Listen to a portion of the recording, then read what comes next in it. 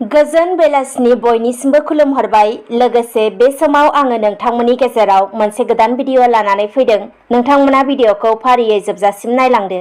सेथि खौराङाव दङ बर' हारिनि गेजेराव हाथियार दैनानै सोमावसारग्रा NDFBनि मोनब्रै हानजा एबसु, UPPO, बर'नि आफादफोरजों भारत सरकार आसाम सरकारनि गेजेराव सावरायलायखांनायनि उनाव थांनाय 2020 मायथाइनि 27 जानुवारि खालारखालि बर'नि थामथि गोजोन गोरोबथा बिटिआर सुक्तिया जानानै थाङो।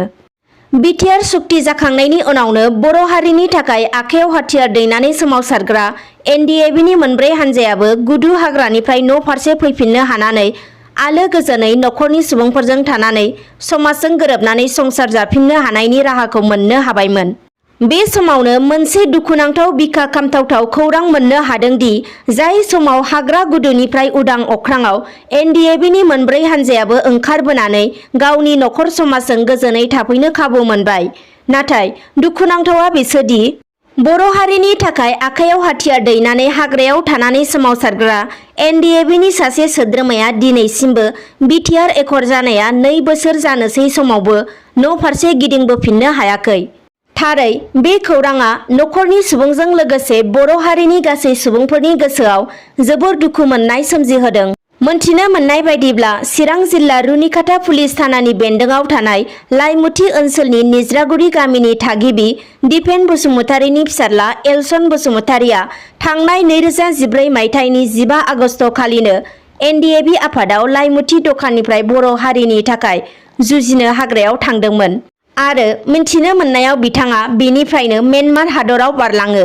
बिथांनि असे बिफाया फोरमायनाय बायदिब्ला गावनि फिसाज्लाजों हाग्रायाव ओंखारलांखांनायनि उनाव गिबिसिनै 2021 मायथाइनि 16 एप्रिल खालिसो कन्टेक्ट जाजेनदों होनना बिथाङा खौरांगिरिनि गेजेरजों फोरमायदों।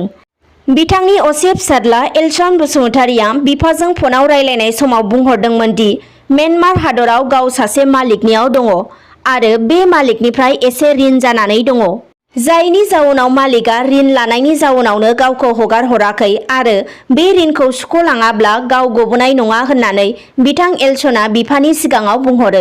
जायनि जाउनावनो दा बिनि थाखाय नखरनि बिमा बिफाया नखराव जोबोद दुखु दाहाजों गोग्लैसोनानै दङ। बिनिखायनो बिफाया खौरांगिरिनि गेजेरजों खावलायहरो दि गासै बर'नि समयसाया जोबनानै थांबाय आरो दा गासै NDFBफोरानो न'आव फैफिननो हाजोब्बाय। NDFBफोरा सिगाङाव न'आव थानो हायामोन, दा थानो हाजोब्बाय। बिटिआर सुक्तिनि जाखांनायनि उनावनो गासैबो NDFBफोरा न'आव फैजोब्बाय। दा बयनिबो नखराव सान्ति जाबाय, नाथाय आंनि नखराव दिनैसिमबो सान्ति गैया। जेबो मावनो दांनो हायाखै फिसाज्लानि टेनसनाव। फिसाज्लानि दुखुआवनो थाबाय थानो गोनां जाबाय होननानै बिथाङा खौरांगिरिनि गेजेरजों फोरमायो। बिनिखायनो बिथाङा गोदान बिटिआर सोरखार आरो आसाम सोरखार भारत सोरखार ज' मिलायनानै जेन' लाबोनानै गावनि फिसाज्लाखौ होफैयोब्ला नखराव गोजोन फैगोन आरो मावनानै दांनानै जानो सान्ति फैगोन होननानै खौरांगिरिनि गेजेरजों बिथाङा सरकारनिसिम खावलायहरो। आरो नखरनि आंगो बिमायाबो खौरांगिरिनि गेजेरजों गावनि आंगो फिसाज्लाखौ मोननो लुबैबाय होनना फोरमायनायजों लोगोसेनो दिनैसिम 7-8 बोसोर जानोसै फिसाया बिमा बिफानि मोखां नुनो मोनाखै होननानै बिखा गावनाय रावजों खौरांगिरिनि गेजेरजों फोरमायो। बिनिखायनो आसा खालामो सोरखारनि नाजानायाव थाबैनो बिथाङाबो गोजोन सान्थिनि लामायाव गावनि आंगो बिमा बिफाजों न' फारसे गिदिंबोफिननो हागोन होननानै। दानिया नैथि खौराङाव लानानै फैदों चिरां जिल्लानि बिजनी महकुमानि सिङाव थानाय मनेश्वराव सासे लाइमोननि जिउ गैयै देहा बोखांनो हादों। मोनथिनो मोननाय बायदिब्ला जिउ गैयै लाइमोननि देहाखौ निखिल महानायकनि फिसाज्ला कृष्ण महानायक होननानै मिन्थिनो मोन्दों। जाथायनि बागै मिन्थिनो मोननाय बायदिब्ला थांनाय शुक्रबारनि बेलासियाव गामिनि साखाथियाव थानाय फाथाजा होननाय मोनसे दैसायाव ना हमनो फैदोंमोन। बे समनिफ्रायनो लाइमोना न' फारसे गिदिंबोफिननो हायाखैमोन।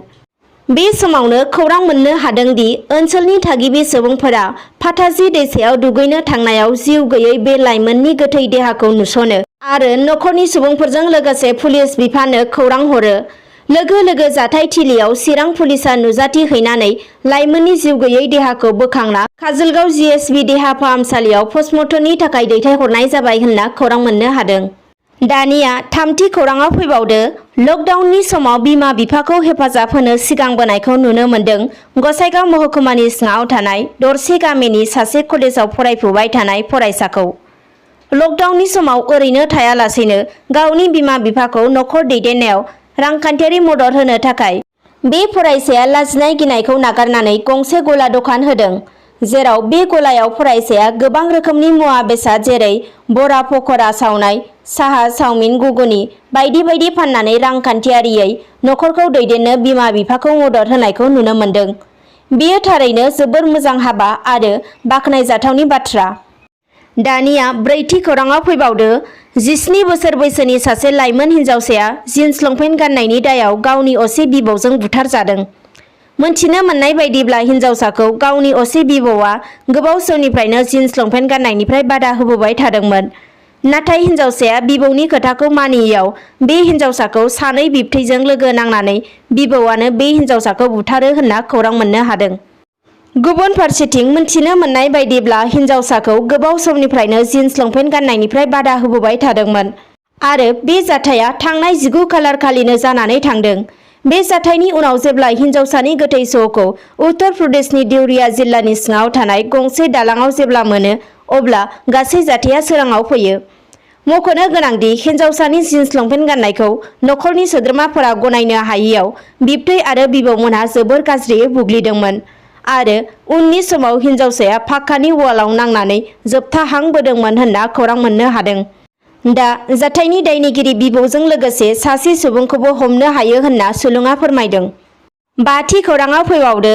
बिजनीनिफ्राय उलुबारि थांग्रा लामाखौ थाबैनो बानायना होनांगौनि दाबि खालामदों आसुआ। मख'नो गोनांदि थांनाय गोलाव बोसोरनिफ्रायनो बे गोनांथार लामाखौ बानायनांगौनि थाखाय गोबां दाबि खालामदोंमोनब्लाबो सिगांनि सोरखारा बानायना होआखै होननानै बिथांमोना अजद दैखांदों। बिथांमोना अजद होबावनाय बायदिब्ला थांनाय 1 बोसोरनि सिगां बे दालांखौ रिपेयारिं खालामनाय जादोंमोनब्लाबो दायो थांलाय फैलायनि थाखाय गोबां जेंना नुजाथिफिनबाय। बिनिखायनो बे लामाखौ आसामनि बिजेपि सोरखार आरो बिटिआरनि प्रमद बर' दैदेननाय इउपिपिएल सोरखारखौ थाबैनो बानायना होनांगौनि दाबि खालामदों आसुआ। दानिया गुबुन मोनसे खौराङाव फैबावदो। बिटिआरनि गाहाय मावफुं सोद्रोमा प्रमद बर'आ तामुलपुर मथंगाफुरियाव गुबुन गुबुन माहारियारि फरायसा आफादनि दैदेनगिरिफोरखौ लानानै दिनै सावरायलायनाय हाबाफारि लादों। मख'नो गोनांदि रांबावजा जथुम्मायाव आसामनि रांखान्थियारि मन्थ्रि अजन्ता नेउगा बिथाङा बाक्सा जिल्लानि सिङाव थानाय महकुमाखौ गोदानै जिल्ला फोसावखांनायनि उनाव तामुलपुर जिल्लाखौ माबोरै जौगाखांहोनो हायो बेनि बिथांखि बायदियै तामुलपुर जिल्लानि गासैबो हारिनि फरायसा आफादफोरखौ लानानै तामुलपुर मथंगाफुरि पार्कआव सावरायलायनाय जादों। बे सावरायलायनायनि गेजेरजोंनो गासैबो फरायसा आफादनि दैदेनगिरि बिथांमोननिफ्राय तामुलपुर ओनसोलखौ जौगाखांहोनाय आरो गोजोन खौसेथि खालामनो थाखाय बिथांखि लानायबो जायो। बे हाबाफारियावनो बाहागो लानानै बिटिसिनि गाहाय मावफुं सोद्रोमा प्रमद बर'आ बिटिआर गोरोबथायाव थानाय दफाफोरखौ आसामनि गिबि मन्थ्रि डक्टर हिमन्त बिश्व शर्माया मोनफानि उनाव मोनफायै मावफुंलांनायखौ साबायखर बावो। दिनैनि भिडिअ'आ बेखिनियानोसै। गोजोन्थों।